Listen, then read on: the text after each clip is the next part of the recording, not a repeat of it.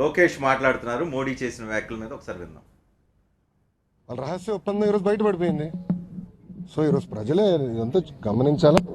ఎటుగో ప్రజలు తగిన గుణపాఠం 2019 ఎన్నికల్లో చెప్తారని నేను భావిస్తున్నాను. ఒక్క నిమిషమా హోదా వస్తుందా రావట్లేదని ఒక ప్రశ్న అడిగారు. ఇక్కడ తూచా తప్పకుండా తీసుకొచ్చే బాధ్యత తెలుగుదేశం పార్టీ తీసుకుంటుంది. ఎవరైతే ప్రత్యేక హోదాతో పాటు విభజన చట్టంలో ఉన్న 18 హామీలు నిలబెట్టుకుంటారో ఆ వ్యక్తినే దేశ ప్రధానమంత్రి చేయబోయేది చంద్రబాబు నాయుడు గారు. అంటే మేము ఏదైతే చెప్పబోతున్నామో, ఏదైతే హామీలు ఇచ్చామో, ఏదైతే నిధులు ఇచ్చామో వాటన్నిటిని చెప్పడానికి వస్తున్నామో అయితే అడ్డుకుంటున్నారు తెలుగుదేశం పార్టీ అనేది బీజేపీ నేతలు. ఏమిచ్చారండి? ప్రత్యేక హోదా ఇచ్చారా? విభజన చట్టంలో 18 హామీల మీద స్పష్టత ఇచ్చారా? రైల్వే జోన్ ఇచ్చారా? కడప ఉక్కు ఫ్యాక్టరీ ఇచ్చారా? రాజధానికి నిధులు ఇచ్చారా? వాళ్ళు రాజధానికి 1500 కోట్లు ఇచ్చి ఢిల్లీ తర రాజధాని కట్టుకోండి అని చెప్తున్నారు. 1500 కోట్లు ఇచ్చి ఎంత అన్యాయం అండి ఇది. ఆ 1500 కోట్లకి డ్రైనేజ్ సిస్టమ్ రాదన్నా మన రాజధానిలో? అంటే ఏదో 4 భవనాలు కట్టేసి ఇది మీ రాజధాని పోండి అంటే ఏంటంటే రాష్ట్ర విభజన అందరూ కోరుకుందండి. మెడబట్టి మనం బయటికి గెంటేశారు. ఆ రోజు రాజ్యసభలో బిల్ పాస్ అయ్యేది కాదు.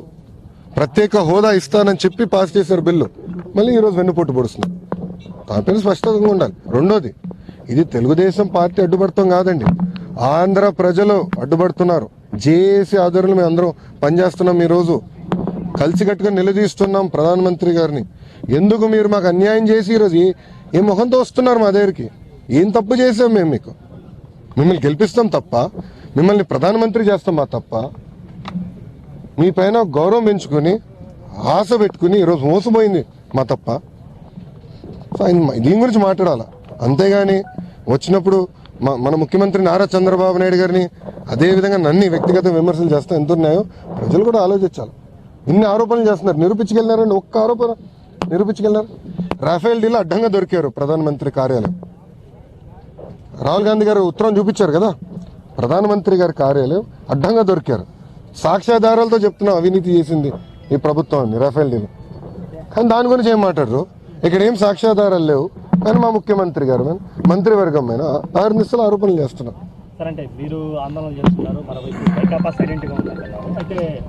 నేను అనట్లేదు సైలెంట్గా ఉన్నాను, నేను అనట్లేదన్నా. ఉన్నారు, సైలెంట్గా ఉన్నారు.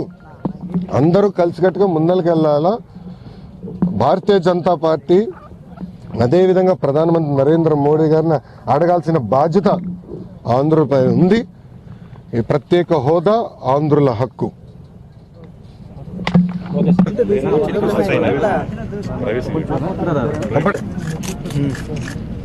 పంపడిందా?